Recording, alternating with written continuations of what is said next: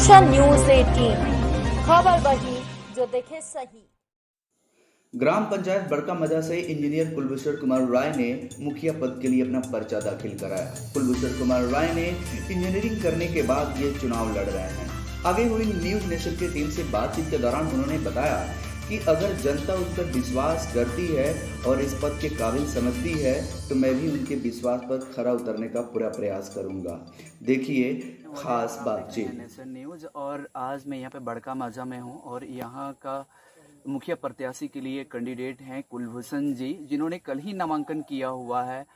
और आइए हम इनसे बात करते हैं कि इनका चुनाव लड़ने का मेन उद्देश्य क्या है, क्योंकि इन्होंने बताया कि ऑलरेडी ये इंजीनियर है और इंजीनियरिंग छोड़ करके यहाँ पर वो पंचायती चुनाव मुखिया पद के लिए लड़ रहे हैं। तो सबसे पहले हम इन्हीं से जानते हैं। सर, नाम क्या है आपका? मेरा नाम है इंजीनियर कुलभूषण कुमार राय।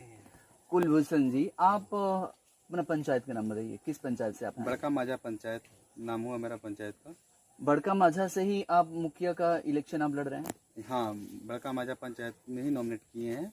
पिछला कल ही किए थे 27/9/2021 को। 27 तारीख को आपने नॉमिनेशन कर दिया। जैसा आपने बताया कि आप पहले ही आप इंजीनियर हैं, और आपने इंजीनियरिंग कहाँ से किया हुआ है सर? मैंने इंजीनियरिंग किया पंजाब टेक्निकल यूनिवर्सिटी। मेरा ट्रेड था इलेक्ट्रॉनिक एंड कम्युनिकेशन इंजीनियरिंग। 2013 में कंप्लीट किया मैंने। तो आप एक ऑलरेडी इंजीनियर हैं और आप बाहर जाकर के काफ़ी अच्छा खासा अर्निंग कर सकते हैं, लेकिन आप पॉलिटिक्स में क्यों आप आए? पॉलिटिक्स में आने का मतलब आपसे बताएं कि बहुत तकलीफ के साथ आया है अजय जी। एक्चुअली मेरा इंजीनियरिंग कंप्लीट हुआ है 2013 में। उस समय मेरा प्लेसमेंट हुआ था रिलायंस जियो, और रिलायंस जियो में मैं सर्कल हेड हुआ करता था। अभी मैं प्लानर था, आरएफ प्लानर था। जब से मेरा जन्म हुआ इस गांव में, और जिस तरह का हालात पहले था, आज जब बचपन में 5 साल की अवस्था में जो मेरा गांव था, 32 साल की उम्र में आते आते गांव की स्थिति ज्यों की त्यों रह गई। जैसे मैं आपको एग्जाम्पल के तौर पे दें कि प्राथमिक विद्यालय की स्थिति, जिस स्कूल में मैंने पढ़ा उसका कोई सुधार नहीं है। एक तो बिल्डिंग बनी, इमारतें बनी, लेकिन एजुकेशन सिस्टम को रोस्ट दिन प्रतिदिन करते गए हम लोग। जैसे यहाँ के जो हमारे प्रीवियस मुखिया माननीय अंकिता देवी जी हैं। अच्छा, यहाँ के अभी मुखिया जो करंट मुखिया हाँ, वो अंकिता जी हैं। अंकिता देवी जी हैं। अच्छा, श्रीमती अंकिता देवी जी हैं। उन्होंने मतलब मैं अभी जैसे विजिट किया, मैं पंचायती चुनाव में जैसे आया मुद्दा लेकर के, और जब जनसंपर्क किया तो सिरिसिया के कुछ जनता से मैं जनसंपर्क किया कि भाई ऐसा प्रॉब्लम क्यों हो रहा है, आपका बच्चा रोड पे घूम रहा है, स्कूल चल रहा है, आपका बच्चा स्कूल नहीं जा रहा है। तो बोल रहा है स्कूल में कोई व्यवस्था ही नहीं है। मैं स्कूल विजिट करने गया तो सही बात था। सिरिसिया में जो प्राथमिक विद्यालय पूरब टोला में, वहाँ पर हमारी टीम भी जा करके, हम लोगों ने भी जा करके वहाँ पर विद्यालय पर जा करके देखा, तो वहाँ की स्थिति ये जो अजय जी आप देख रहे हैं, ये पश्चिम टोला का हिस्सा आप देख रहे हैं। अच्छा। एक इससे भी जर्जर स्थिति है पूरब टोला की, जिसमें साड़ी प्राथमिक विद्यालयों के ऊपर साड़ी पसारा जाता है। क्या इसके ऊपर यहाँ के लोग या फिर यहाँ के जो मुखिया है इस पे ध्यान नहीं देते? बिल्कुल सर, इसीलिए तो हमको इंजीनियर, आप बोले ना कि इंजीनियरिंग छोड़ के आपका आने का उद्देश्य क्या हुआ, तो इस जगह पे मेरा जन्म हुआ है। इसी चीज को तो इस चीज के तकलीफ की वजह से तो मैं आ रहा हूँ चुनावी मुद्दा में। हमारे ग्राम पंचायत बड़का माझा के सभी नागरिकों को दिग्भ्रमित कर दिया गया है। मतलब आज तक हमारे गांव के लोग को ये पता नहीं है कि मुखिया होता क्या है, सरपंच होते क्या हैं, वार्ड कमिश्नर होते क्या हैं, हमारे पंच क्या होता है। बस हमारे गांव को इतना, हर जगह पे जाइएगा तो आप शायद विजिट कर रहे थे, हम बगल से गुजर रहे थे, पंचायत के बगल से गुजर रहे थे, आप किसी व्यक्ति से, कोई बच्चा था बोल रहा था कि यहाँ पे मुर्गा भात खिला करके वोट मांगा जाता है। ये सुनने वाली बात है कि मुर्गा भात खिला करके, उससे भी नहीं हुआ तो 500 रुपया दे दिया जाता है, उससे भी नहीं होता है तो सौदा किया जाता है, उससे भी नहीं होता है तो स्कीम आता है कि 6 गो कुर्सी 15,000 रुपया। अच्छा, इस प्रकार के भी ऑफर रखे हैं। इसको ऑफर आप कह सकते हैं। आज मैं इंजीनियर हूँ, मेरा काम इंजीनियरिंग करना है, लेकिन इस गांव के जो दलदल में जो मेरा गांव फंस गया है, जो मेरा पंचायत फंस गया है, अगर मैं पढ़ाई का उद्देश्य ये होता है कि हमारे पढ़ाई से हमारे गांव का थोड़ा सा उत्थान हो जाए, थोड़ा विकास हो जाए, तो फिर अगर गांव वाले आपके इस प्रेम को देखते हुए, आपके काबिलियत को देखते हुए अगर आपको मुखिया पद के सरताज पहनाते हैं तो आप इस गांव के लिए क्या करेंगे? सबसे पहले मेरा काम होगा एजुकेशन।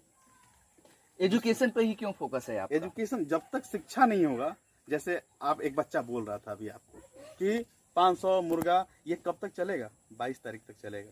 वो शिक्षित रहता तो ये सोचता कि ये तो इलेक्शन हमारा 20 तारीख को है, लेकिन 22 तारीख तक हम मुर्गा भात खा सकते हैं। 23 तारीख के बाद मुखिया जी हमारे पास नहीं आएंगे, फिर 5 साल के लिए हमको दिग्भ्रमित किया जाएगा। हो सकता है कि मुखिया जी क्या जाएंगे, अब बोलेंगे चाय पत्ती नहीं है, तो मुखिया जी उस समय बोलेंगे 30 साल के बाद कोई भी बोलेगा कि चाय पत्ती हमारे घर में है, कमाओगे नहीं, चाय पत्ती खाने आओगे। लेकिन पिछला जो 6 महीना से बैकरोल चल रहा है, आप देखिएगा कि जैसे कि मुखिया लोग का ट्रेंड हो गया है। जैसे भी अब जो भी हो, हम किसी का व्यक्तिगत बात नहीं करना चाह रहे हैं, हम अपना बात बताना चाह रहे हैं कि यदि हमारी अगर हम मुखिया प्रत्याशी हमको गांव आशीर्वाद देता है, पंचायत आशीर्वाद देता है, बड़का माजा के सभी जनता हमको आशीर्वाद देता है, तो सबसे पहले एजुकेशन बहुत जरूरी है किसी भी इंसान के लिए। और मेरे ख्याल से एजुकेशन के बाद आपका मेन जो होगा, सबसे पहले जो सड़क पर आपका ध्यान होगा। एजुकेशन के बाद हमारा सड़क होगा।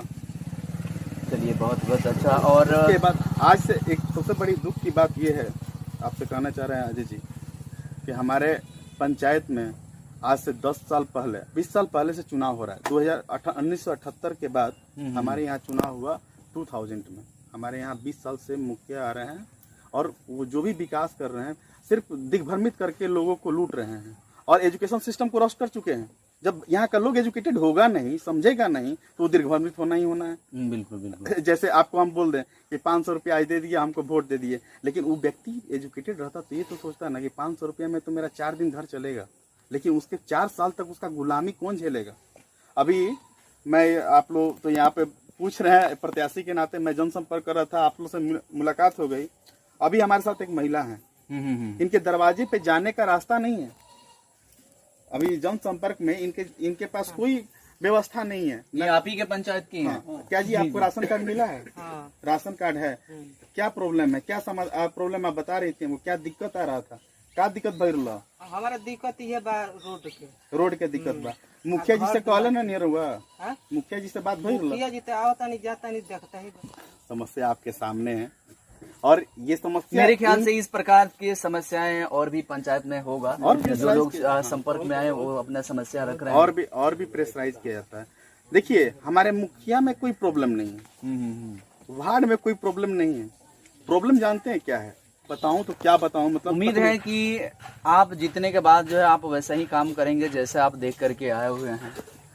देखिए अजय जी, अगर मुझे आशीर्वाद मिलता है बड़का बाजा पंचायत की तरफ से, जनता का आशीर्वाद मिलता है, सिरसिया का, चीतमठ का जनता का अगर सहयोग मिलेगा, बेदौली का सहयोग मिलेगा, तो मेरा सपना है कि मैं इस 5 साल में एटलीस्ट एक मॉडल दूं, विलेज मॉडल दूं। और विलेज मॉडल में सबसे पहले मेरा प्राथमिकता रहेगा, सबसे पहला एजुकेशन सिस्टम, दूसरा रहेगा मेडिकल, तीसरा रहेगा सड़क। पूरे जो पंचायत है, जितने भी जनता है, आप उनको लास्ट में आप मैसेज क्या देना चाहेंगे? उनके लिए क्या कहना चाहेंगे आप?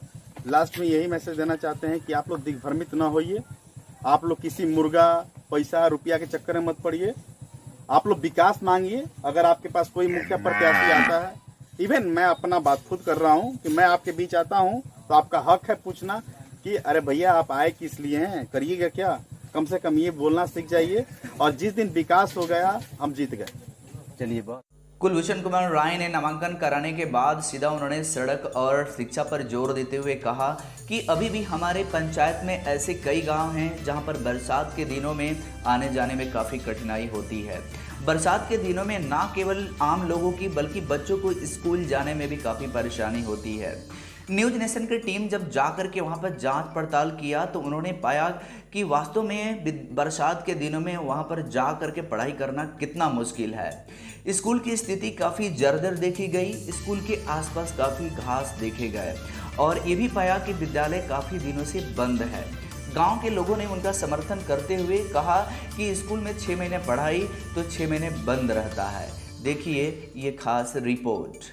और विद्यालय की स्थिति की अगर मैं बात करूं तो यहाँ की स्थिति इतनी खराब है कि बच्चे को काफ़ी पढ़ने में काफ़ी समस्या हो रही है। गांव के लोगों ने इस समस्या को देखकर और उनके बच्चे जो है पढ़ाई से वंचित रह जा रहे हैं, जिसके वजह से उनके बच्चे पढ़ नहीं पा रहे हैं। आज इसी समस्या को लेकर के इन लोगों ने नेशन न्यूज़ टीम से उन्होंने बात किया और उन्होंने अपना समस्या उन्होंने बताया। तो चलिए हम जानते हैं यहाँ के लोगों से कि क्या यहाँ की स्थिति है, विद्यालय में कितने दिनों तक पढ़ाई होती है, कहाँ तक ये सच है, इन्हीं लोगों से हम लोग जानेंगे। जी, आपका नाम क्या है? संतोष यादव। संतोष जी, आप इसी गांव के रहने वाले हैं? जी जी।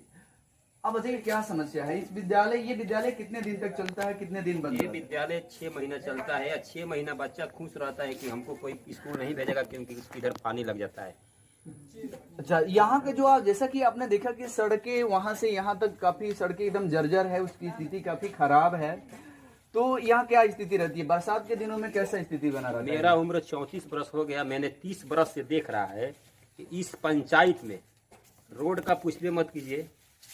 आप मुखिया है जो जीता हुआ है, वो जो नहीं जीता है वो मुखिया हर गांव में अपना दलाल छोड़ दिया है कि आप वोट मांगिए, मेरे से पैसा ले लीजिए, मुर्गा खा लीजिए, दारू पी लीजिए, चाहे बाइक में तेल अभी यहाँ डलवाइए। के करंट मुखिया कौन है? उधराम प्रसाद रा।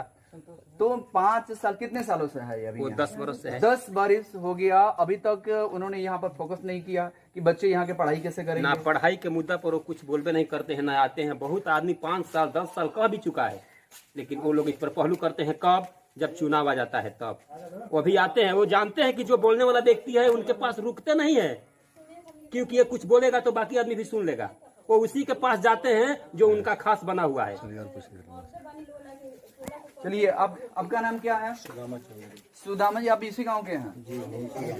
बताइए, विद्यालय में काफी मैं देख रहा हूँ काफी यहाँ की स्थिति काफी जर्जर है और कोई भी चीज यहाँ पर ठीक तरीके से नहीं है। तो बच्चे यहाँ की पढ़ाई कैसे करते हैं? सर, पढ़ाई तो यहाँ पे 6 महीने तो आपको बता के बोला गया कि 6 महीने बंद रहता है। रोड के चलते इसमें पानी लग जाता है। तो इसमें मान लीजिए टीचर क्या कर सकता है? जब रोड बनते हैं तो बच्चा आएगा नहीं, तो टीचर पढ़ाएगा कहाँ से? नहीं होगा। रोड मुखिया लोग नहीं बनवाएंगे, मान तब तक रोड नहीं सही होगा तो बच्चा कहाँ से आएगा? जैसे 4 फीट लमसम पानी आ जाता है, तो 4 फीट बच्चा पानी आ जाएगा रोड पर, तो कहाँ से आएगा? यही सबसे बड़ी समस्या है। तो जैसा कि आप देख रहे हैं कि बरसात के दिनों में काफी यहाँ पर समस्या बनी रहती है। जिस कमरे में बच्चों के लिए मिड डे भोजन बनाया जाता है उसकी स्थिति काफी जर्जर देखी गई। काफी खराब स्थिति होने के कारण यहाँ पर भोजन नहीं बनाया जा सकता है। ऊपर के सेज टूटा हुआ पाया गया।